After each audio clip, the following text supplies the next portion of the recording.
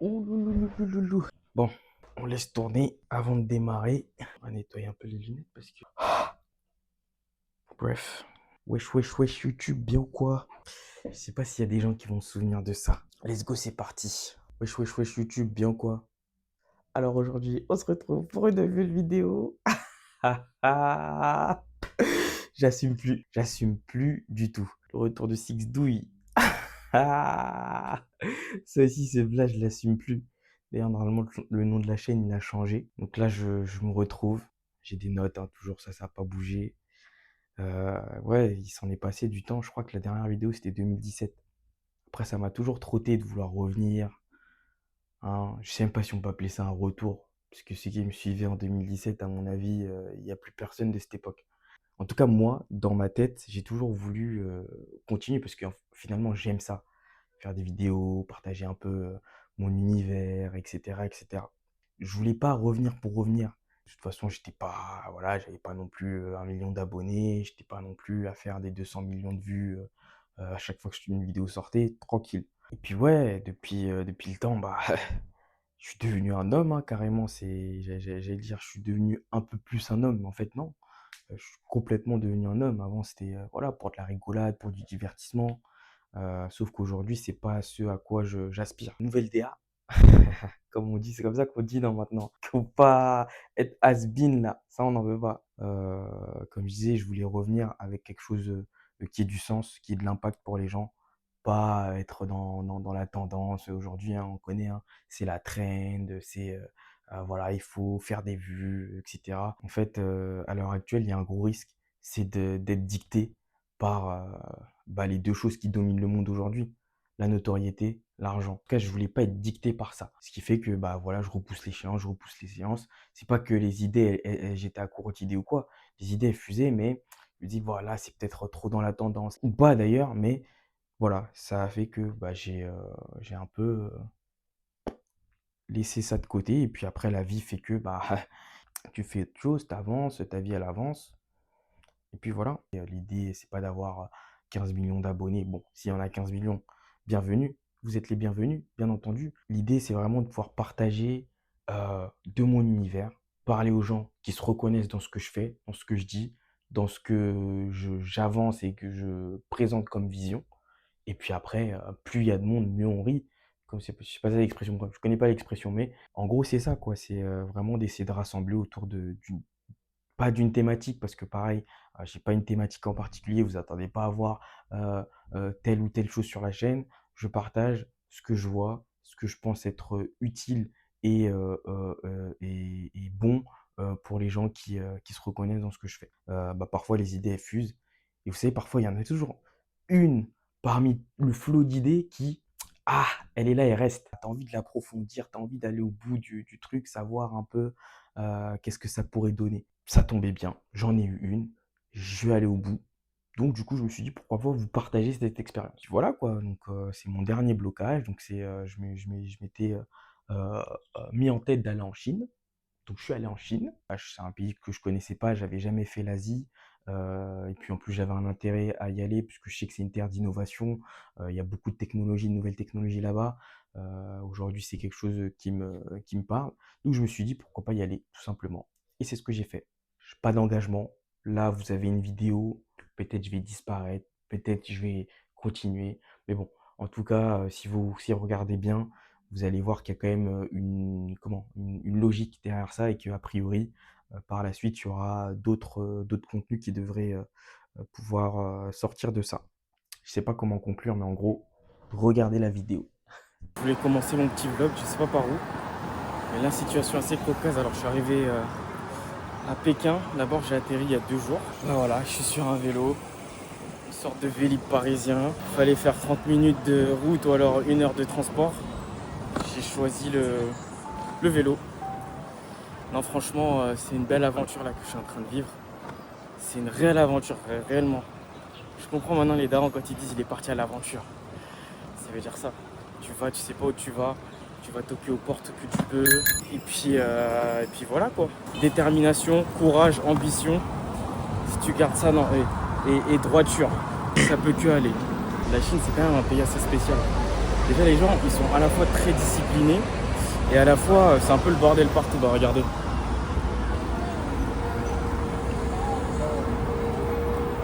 Mais globalement, c'est quand même des gens très disciplinés. Il y a un contrôle de fou sur les applications. Tu dois donner ton identité partout. Même quand tu vas dans les métros, tu dois faire passer ton sac comme à l'aéroport, sous un scan. Tu peux pas passer avec ça. Sinon, ils te disent, ouais, en gros, ils te demandent d'ouvrir pour qu'ils fouillent, quoi. Franchement, on est surveillé de fou. Mais en même temps, on a la liberté de faire ce qu'on veut. C'est là où c'est un peu incroyable. Voilà un peu mes impressions. Et c'est vrai que la première chose quand je suis arrivé, c'est que comment les Chinois, ils étaient très indisciplinés et disciplinés à la fois. C'était vraiment spécial comme sentiment, mais honnêtement, on s'y fait. Une fois qu'on les comprend, on s'y fait. Bon, les vieux, ils sont un peu bruts de décoffrage, mais sinon, voilà quoi, vous voyez là, ça se range. Les bus, ils passent avec les vélos. Ceux qui vont plus vite, ils vont plus vite. Non, franchement, je suis très content. Je suis très content d'être là, d'avoir fait le voyage et surtout le voyage dans ces conditions-là. Parce que c'est facile, tu viens, tu sais, tu mets dans les taxis et tout, failli me casser la gueule. C'est très facile de faire ça. Mais le plus dur, c'est de, vous voyez là, ils m'ont tous laissé passer. C'est de trouver, franchement, tout est en chinois. T'es vraiment déboussolé, tu comprends rien. Bon là, tu vois, par exemple, moi et lui, on s'est pas compris. Après, c'est aussi une autre logique. Mais bon, globalement, ça se fait. Tu t'y fais avec les téléphones. Bon, vraiment le premier jour, les premières heures, c'est difficile. Et au final, ça se passe quand même assez bien. Mais je voulais faire un peu un récapitulatif de ce qu'il faut avoir avant de venir. Alors moi, heureusement, j'ai installé toutes les applications qu'il fallait. Parce que j'ai regardé des TikTok. Regardez les TikTok. Franchement, ça va grave vous aider. WeChat, Alipay, c'est pas une blague. Tout le monde accepte ce moyen de paiement. Enfin, ces deux moyens de paiement. Ça, c'est... Vraiment, c'est la base. Et puis après, tu as tout ce qui est configurer votre numéro de téléphone avant d'arriver sur place. Parce qu'une fois que vous ne pouvez plus activer vos données, là, c'est compliqué. Alors moi, ce que je fais, c'est que j'active quand même pour recevoir les SMS et les appels. Mais par contre, je désactive les données cellulaires. Moi, je vous conseille, mettez-vous en mode avion, retirez votre puce. C'est le plus safe. Faut pas venir dire, ouais, Sidi, tu nous as dit de faire ça. On a un forfait de 500 €. Désactivez votre puce. Et après, vous verrez sur Alipay, il y a la possibilité de faire des eSIM. Par contre, je trouve que c'est une erreur de faire ça parce que les eSIM derrière, vous n'avez pas la possibilité d'appeler sur place. Alors moi, je suis là, donc j'ai des fournisseurs à contacter. Bon, globalement, tout se passe sur WeChat et WhatsApp. Mais quand même, j'ai vu qu'il y avait une petite contrainte à ne pas avoir un numéro de téléphone sur lequel je peux être joint et sur lequel je peux appeler. Ah, franchement, là, bienvenue à Shenzhen. Il reste à nettoyer. Bienvenue à Shenzhen. Ça, je crois que c'est la tour que je vois de l'autre côté de mon hôtel. Le choix stratégique des hôtels aussi, ça c'est très important. De bien choisir son hôtel à côté d'un moyen de transport, c'est vraiment le plus important. Après, le lieu en tant que tel, c'est pas très important. Au moins à côté d'un métro ou d'un truc comme ça. Parce que sinon, vous allez vraiment galérer. Et moi, Dieu merci, je suis vraiment à quelques mètres du métro. Mais même ça, je dois marcher énormément. Je dois marcher, bon, je dis énormément, j'abuse un peu, mais au moins 5 à 10 minutes pour rejoindre le métro, alors que c'est vraiment en face de... Je le vois à la station de métro, mais en fait, je suis obligé de faire tout un détour. C'est un peu compliqué au niveau des... Vous voyez, hein, c'est immense. Vous voyez, les buildings, c'est immense. Là, je vais à 4 km, j'en ai pour 25 minutes. Ça va vite, mais c'est immense, quoi. C'est dans la même ville. C'est pas dans une périphérie ou quoi, c'est vraiment dans la même ville. À titre d'information, Guangzhou, c'est une ville qui fait 7500 km². Pour vous donner un exemple, Paris, je crois que c'est 100 ou 500 km². Par rapport à 7500, l'Île-de-France, c'est 11 500 km². On va dire, tu prends toute la côte ouest de Paris, donc le 7-8, le 7-8, Paris, le 92, le 95. Et je crois que c'est même pas assez grand pour faire... Guangzhou, donc c'est très grand. Le vélo, je crois que je vais voyager tout le temps comme ça à l'étranger. Bon, peut-être pas au bled, mais franchement, super. Continuez sur M5 Gangnam. Je me casse la gueule. Ah, le bus. Après, qu'est-ce que je peux vous dire d'autre? Préparez-vous absolument avant de venir. Essayez de repérer déjà les lieux que vous voulez voir. les produits que vous voulez voir, installez Google Traduction. Si vous avez même d'autres applications ou un appareil qui traduit limite automatiquement, utilisez ça. C'est le meilleur conseil que je peux vous donner parce que on va dire que 80% des Chinois ne parlent pas anglais. 80% si ce n'est bon. Allez, peut-être un peu moins. Il y en a certains qui vont se débrouiller, mais une fois que tu as fini de dire hello, how are you, what is the price, derrière, il n'y a plus rien. Tu ne peux pas savoir la qualité du produit, c'est très compliqué. Très compliqué. Ah, regardez, je vais un peu vous filmer. Ça, c'est les boutiques BYD. Vous voyez, je suis rentré dedans hier, bon, je vais pas revenir. Et là, en gros, pour vous expliquer, Tournez à droite, là, il y a un Apple puis dans Store. 50 mètres, la destination Store, là, se trouve sur votre gauche. Et puis ensuite, dès que vous rentrez dans le centre juste après l'Apple Store, c'est que des téléphones d'occasion. Voilà, vous avez beaucoup de choses comme ça. Vous voyez, hein, Huawei, Sony, là c'est vraiment le marché de l'électronique pour le neuf. Bell, Kalaki, Computer Plaza. Voilà. Bon, je me suis changé et tout, hein, mais tout à l'heure je disais que genre le lieu de l'hôtel il est pas important. En fait c'est faux. C'est faux parce que là en fait, regardez, là je suis en train de faire 40 minutes de vélo, enfin 50 minutes. Là je pense que ça fait déjà 10 minutes que je roule. En plus là c'est une pente. Parce que mon hôtel en fait il est pas à côté des trucs où c'est halal. Du coup ouais c'est quand même un peu compliqué à ce niveau là. Et franchement ouais, la bouffe comme je vous ai dit, c'est pas facile quoi. Là je sais pas où je suis à vérité. Moi je suis côté est. Et là les trucs où il y a la communauté, c'est côté ouest. Franchement ça fait du bien, ça fait quand même un petit sport. C'est pas fatigant, ça vide la tête, c'est bien. Là j'ai 9 km à faire et a priori 50 minutes. Bon, je pense pas que je vais en avoir pour 50 minutes, mais on va voir. Donc du coup là oui, comme je disais, je vais aller manger parce que ça c'est un point que j'ai pas abordé. La bouffe, la graille, genre c'est vraiment chaud, genre. C'est vraiment chaud, on ne mange pas ici. On ne mange pas. En tout cas, je crois que je sais pas si c'est moi qui a pas les bons plans ou si on ne mange pas. Mais en tout cas, moi je galère. Moi je galère à manger clairement. Moi je galère clairement à manger. Donc là franchement, ouais je sais pas quoi. Je sais pas comment c'est possible. Pour vous expliquer vraiment la galère que j'ai pour manger, à l'aéroport déjà ça a commencé. J'avais une escale normalement je crois de quelques heures. Au final, mon vol, au lieu qu'il soit à 15h, je crois, ou je sais plus à quelle heure, il était grave décalé. Genre, il était à 18h, on a décollé limite à 19h. Sachant que c'était à l'aéroport de Pékin. L'aéroport, il était balèze. Eh, les gars, laisse tomber. J'ai rien mangé. Je faisais des allers-retours à là, peut-être je vais aller au KFC. Là, je vais aller là je vais aller m'asseoir.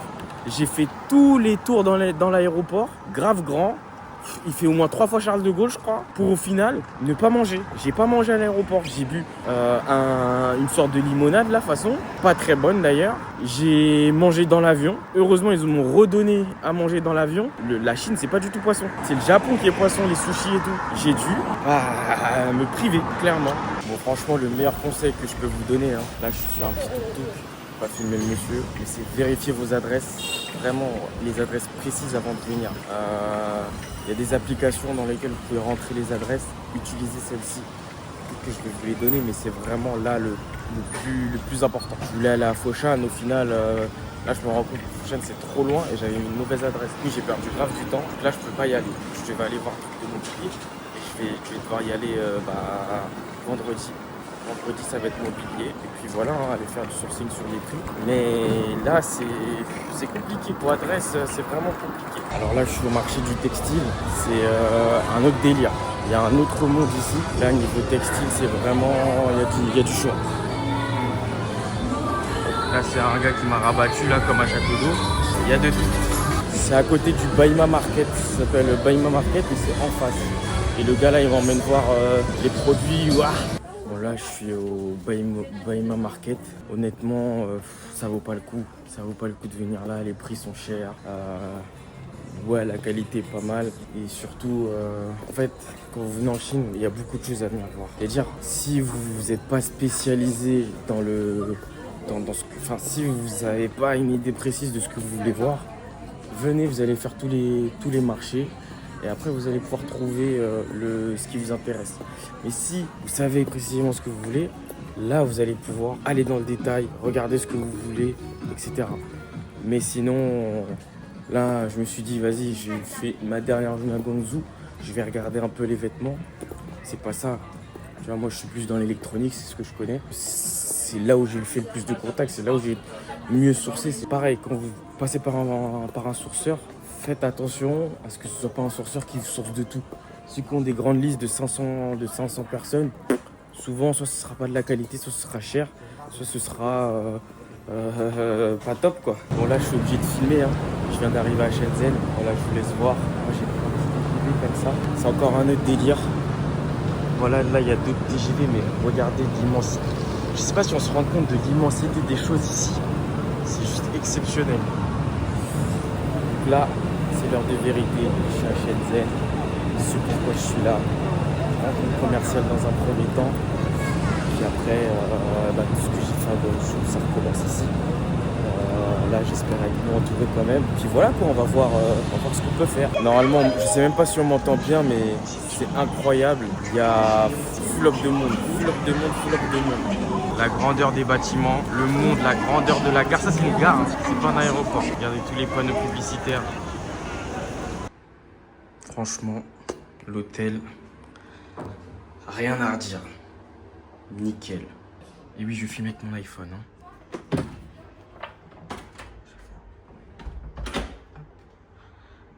Petit rangement. Et vous n'avez pas tout vu. Donc le lit, bon, ça, jusque là, vous allez me dire classique. On est à l'hôtel. Encore heureux qu'on dorme dans un lit. Là, il y a, je sais pas, c'est une sorte d'Alexa, là. Tu lui parles, ça te répond. Petite chaise, petit bureau. Et là, par contre, ça donne. Ça donne. Est-ce qu'il y a le flash? Non, peut-être qu'on va bien voir dehors du coup. J'ai pas une superbe vue comme dans l'autre hôtel, mais j'ai une super chambre. Là, je me sens bien. Là, je vais bien dormir et tout. Ce soir-là, je douche, dors. Il est 6h du matin ici. Je voulais me filmer pour vous montrer un truc de fou. Je dois avoir une de ces têtes. Très dur le matin. Curtain on, curtain off. J'avais cliqué là hier, je crois. En fait, quand tu cliques là... Ok. Que dire? Du coup, on va voir quand même. Parce qu'hier, je disais que la vue, elle ne pas être si dingue. Oh, ok. Ça, c'est la terrasse de l'hôtel. Effectivement, j'ai pas la même vue que j'avais à Guangzhou. Malgré que Guangzhou, au final, j'étais sur une vue très... sur des bâtiments assez vétustes. En fait, quand tu regardes de loin, dans la grossièreté, ça paraît super. Mais quand tu regardes dans le détail, tu as un bâtiment qui est limite en ruine. Et en fait, c'est 2 tiers des bâtiments qui sont limite en ruine. C'est bizarre parce que mon contact ici à Shenzhen, quand je suis arrivé, en gros, il m'a expliqué que Guangzhou, c'était une ville nouvelle. Alors que Shenzhen, c'est une ville où... C'est une ville nouvelle aussi, je crois. Mais en gros, ça fait déjà quelques années que les étrangers, ils viennent à Shenzhen. Et du coup, c'est une ville beaucoup plus multiculturelle, où il y a beaucoup plus de personnes qui parlent anglais. Et ça, je l'ai vu rien que dans le métro. Hein. Tu vois, t'as la tête perdue, les gens, ils viennent de même t'aider. À Guangzhou, je pouvais tourner 4 fois dans le truc, dans la rame du métro. Voilà, quoi. Il n'y avait pas un gars pour venir te dire, quoi. C'est pas qu'ils veulent pas, qu'ils sont plus méchants là-bas. C'est juste que, voilà, quoi, ils sont pas... Ils font leur vie. Et puis après, je pense qu'aussi la population, la communauté, là-bas, elle est peut-être pas la même. Bon, j'ai vu une scène, j'ai vu un gars rentrer dans un resto. Il est au téléphone, dit pas bonjour, rien. Amène-moi là. Sprite, Fanta. Bon, ok, d'accord, mais Hugo. Bref, tout ça pour dire que il y a une sacrée différence entre Guangzhou et Shenzhen. Je suis en train de découvrir 2 Chines différentes. En tout cas, 2 facettes de la Chine différentes. Alors là, je suis avec un passant. Zhangli. Zhangli is my friend. We are in Shenzhen now. Look at the streets. Regarde, bon, je vous parle anglais. Regardez là. La vue, c'est incroyable. Je me mets même en 0.5. Everything is big here. Big city. Ah yeah. C'est mon guide quoi, naturel quoi. C'est incroyable, franchement incroyable. J'avais un peu perdu espoir là, je vous mens pas, mais là, ça y est, là, c'est un peu revenu. Franchement, Shenzhen, c'est totalement différent de Guangzhou. Hein. C'est une big city, c'est une très grande ville. Les gens sont...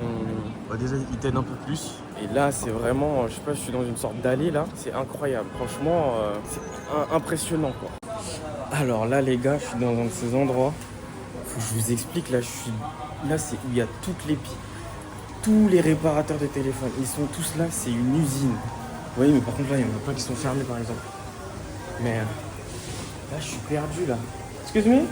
Eh? C'est Fei-Yong? Fei-Yong. 前面，前面。对，下去走前面那个市场。Ah, Pocati. Ça parle mandarin ou ça parle pas mandarin? En direct.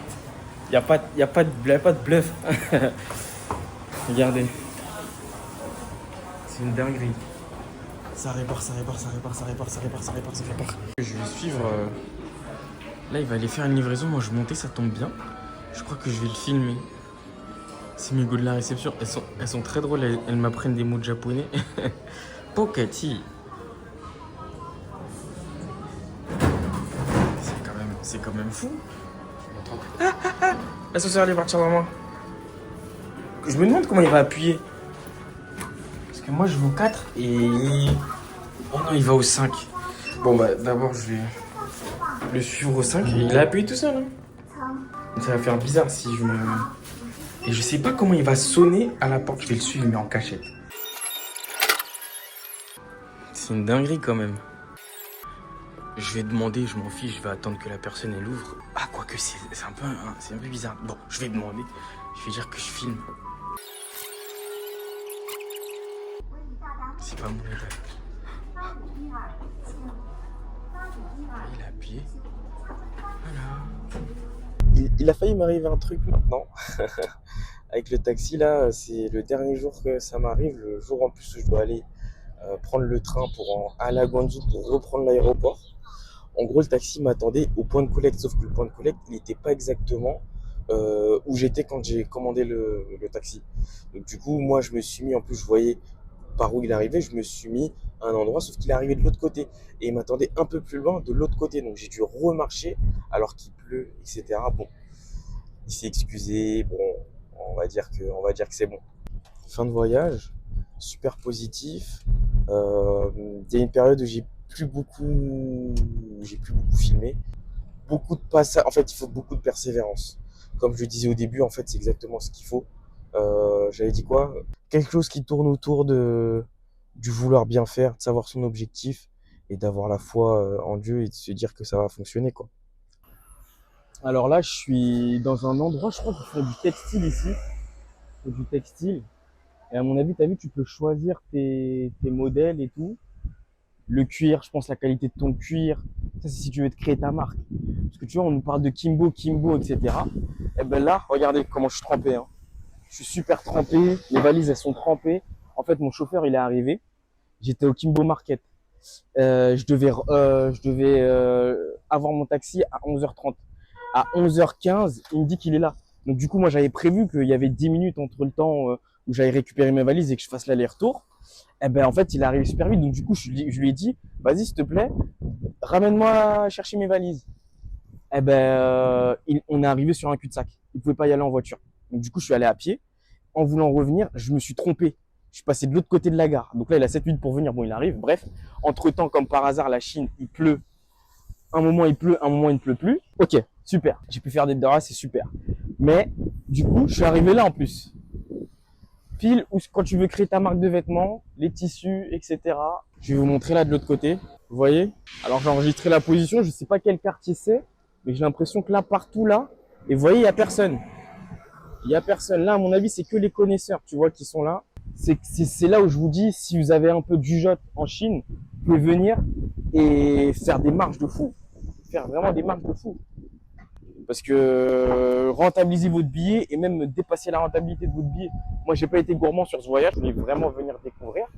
Mais même en étant dans cette optique-là, j'ai pu trouver de quoi rentabiliser mon billet. Mais voilà, donc là, je suis arrivé dans le taxi.